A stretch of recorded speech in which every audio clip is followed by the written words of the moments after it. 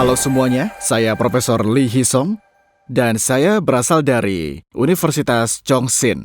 Hari ini saya akan memulai pertemuan kedua mengenai satu tawarik.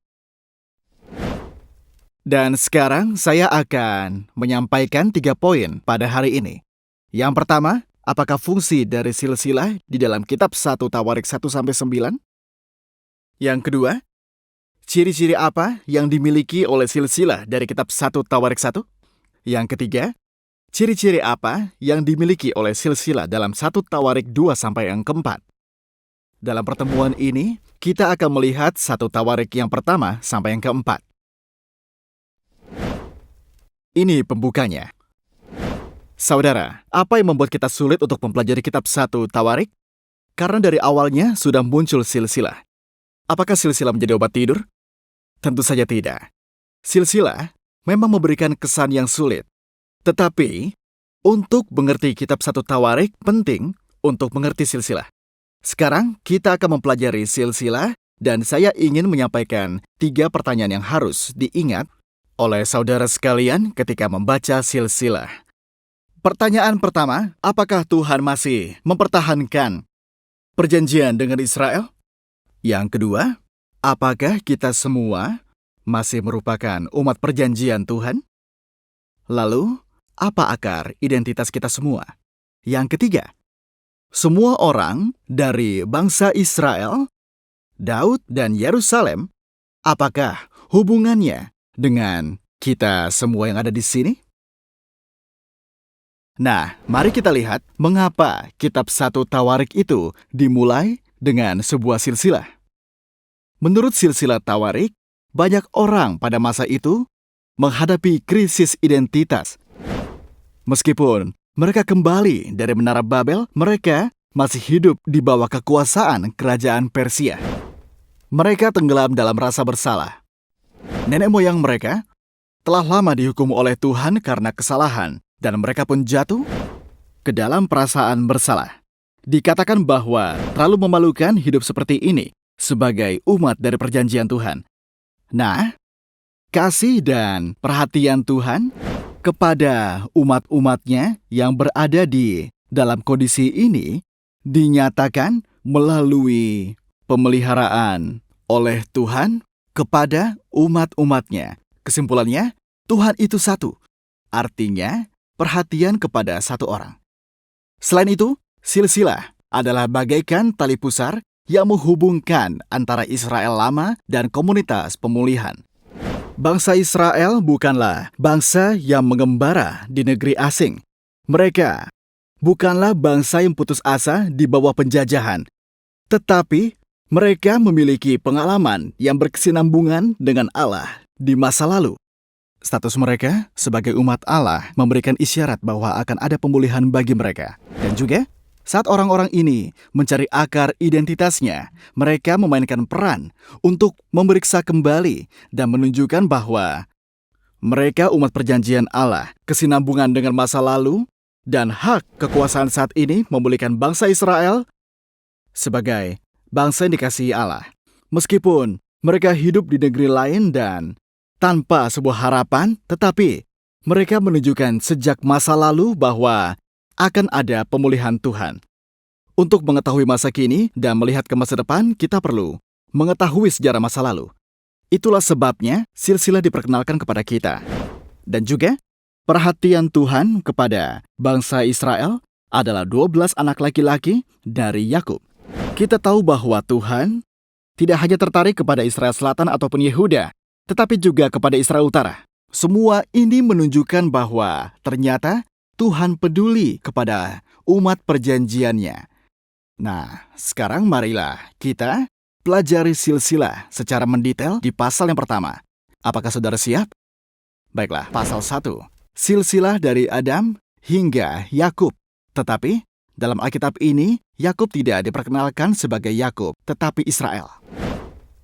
Jika kita melihat 1 Tawarik 1 sebagai gambaran besar, silsilah dalam pasal 1 memiliki struktur seperti ini. Mari kita lihat bagian atas. Jika saudara melihat ini, yang pertama adalah Adam, Nuh, Abraham, dan Ishak.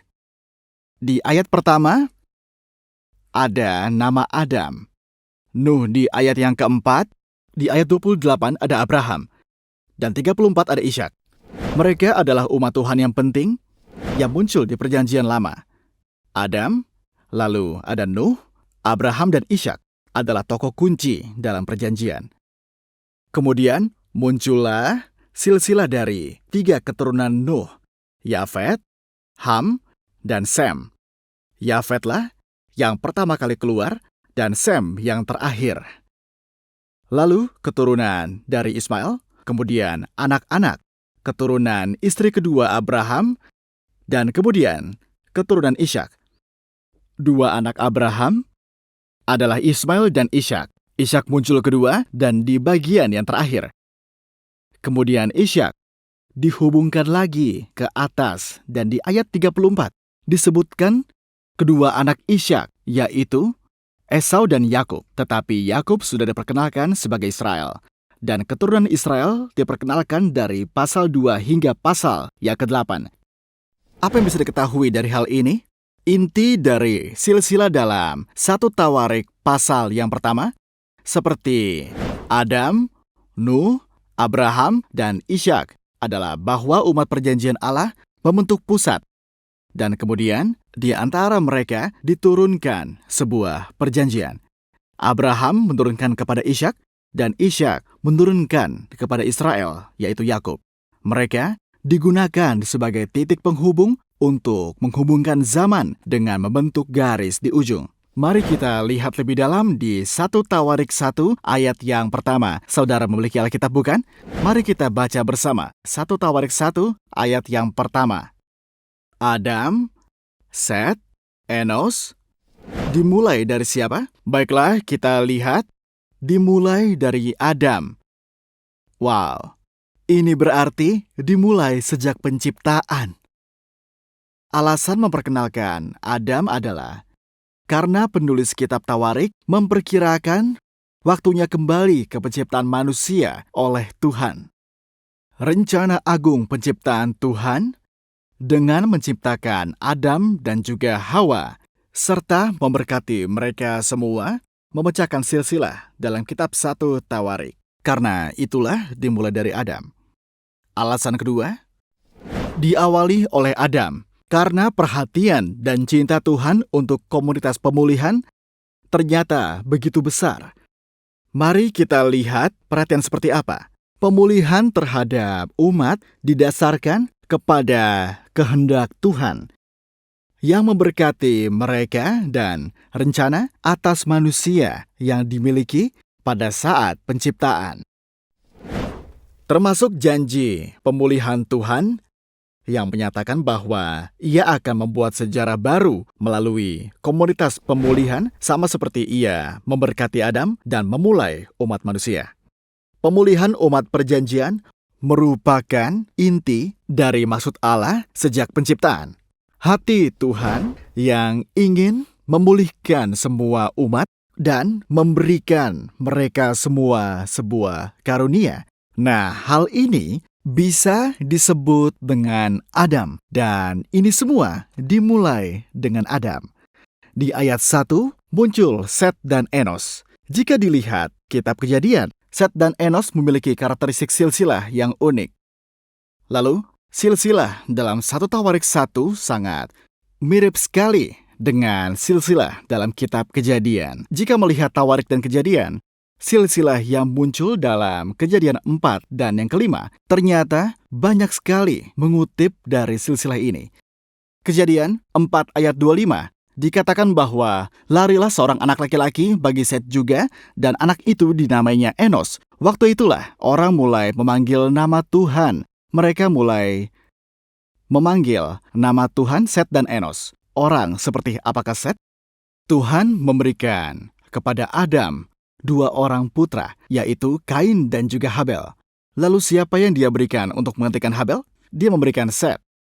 Lalu Set melahirkan seorang anak lagi dan menamainya Enos. Barisan ini adalah barisan Habel. Garisnya adalah Habel, Set, dan Enos. Apa persamaan mereka bertiga? Mereka orang yang memanggil nama Allah dan beribadah kepada Allah. Mereka adalah keturunan perjanjian yang sepenuhnya menyembah Tuhan, yang merupakan identitas umat perjanjian yang melayani Tuhan dengan baik dan memanggil nama Tuhan. Terutama Set dan Enos adalah silsilah dari orang terpilih di antara keturunan Adam. Jadi dari ayat 1 diperkenalkan penyembah yang sangat penting, Adam, Set, dan Enos. Jadi mereka bertigalah yang disebut sebagai orang pilihan. Lalu kemudian ada Kenan, Mahalaleel, dan Yared muncul di ayat yang kedua. Dan Henoh, Metusalah, Lamek muncul di ketiga. Karakter mereka memperkenalkan kita pada silsilah orang-orang pilihan yang termasuk keturunan Nuh di tengah silsilah garis keturunan Set dan juga keturunan Enos. Berikutnya yang diperkenalkan adalah silsilah keluarga Nuh. Mereka leluhur Sem, Ham, Yafet di dalam kitab 1 Tawarik 1 ayat yang keempat. Jadi di sini, Yafet, Ham, dan Sem dalam 1 Tawarik 1 ayat 5 sampai ayat yang ke-23. Masing-masing keturunan mereka diperkenalkan dan Sem masuk ke dalam susunan yang terakhir. Yang muncul berikutnya adalah Abraham. Dia juga bisa disebut sebagai nenek moyang. Keturunan Abraham ada dua orang. Yang pertama Ishak dan yang kedua Ismail. Setelah itu, dalam kitab 1 Tawarik 1, ayat yang ke-28 sampai 34 diperkenalkan silsilah Ismail terlebih dahulu, kemudian keturunan Ishak. Dikatakan seperti ini dalam kitab 1 Tawarik 1 ayat yang ke-34. Dan Abraham memperanakan Ishak. Anak-anak Ishak adalah Esau dan juga Israel. Bukankah ungkapan ini menarik? Jadi sebenarnya secara umum, siapakah anak dari Ishak selain Esau? Yaitu Yakub. Ya, seharusnya Yakub. Tetapi dia diperkenalkan sebagai Israel. Apa alasannya? Akan saya perkenalkan di pertemuan berikutnya. Inilah anak-anak Israel, yaitu Ruben, Simeon, Lewi, Yehuda, Isakar, Zebulon, kemudian Dan, Yusuf, Benyamin, Naftali, Gad, dan yang terakhir adalah Asher. Baiklah, bagaimana perasaan Anda saat membaca silsilah ini? Mari kita lihat. Hal pertama yang aneh, bukankah yang seharusnya ditulis adalah inilah anak-anak Yakub? Tetapi penulis-penulisnya inilah anak-anak dari Israel. Saudara, bukankah nama Yakub itu telah berubah menjadi Israel? Kapan? Ini adalah nama yang diterimanya saat bergulat dengan Tuhan di Sungai Yabok. Kemudian, ternyata bukan nama Yakub, tetapi justru menggunakan nama Israel, sumber identitas dari bangsa Israel. Saya menekankan sekali lagi bahwa asal kita adalah dari Israel. Kemudian, sambil menyebutkan Ruben, Simeon, Lewi, dan ke-12 suku Israel di sini, Tuhan memperkenalkan hal yang diminati oleh seluruh orang Israel. Secara khusus, ini diperkenalkan bahwa Tuhan bekerja melalui orang-orang pilihan darinya. 12 suku yang telah Tuhan pilih. Dan melalui mereka Tuhan telah mewujudkan Israel. Dan untuk bangsa Israel yang telah Tuhan pilih, Tuhan mengerjakan penebusan yang tidak terhitung jumlahnya. Dan kemudian Tuhan yang sama telah berjanji kepada kita bahwa Ia akan memberikan keselamatan dan juga pemulihan terhadap Israel yang telah kembali dari Babel pada hari ini. Dan untuk mengatakan bahwa semua bangsa di dunia adalah milik Tuhan melalui keturunan dari Nuh tadi. Bukankah Nuh memiliki 3 orang anak, yaitu Ham, Sem, dan Yafet? Bukankah mereka bertigalah yang menyebarkan umat manusia? Karena itulah, melalui silsilah Nuh dan juga silsilah Israel, Maka Tuhan adalah Tuhan dari segala bangsa. Tetapi ada keinginan untuk menekankan kepada kita bahwa Tuhan secara khusus sangat peduli kepada Israel, yaitu umat pilihannya sendiri. Itu adalah sikap kepedulian Tuhan kepada umat pilihannya. Saya harap saudara ingat ini.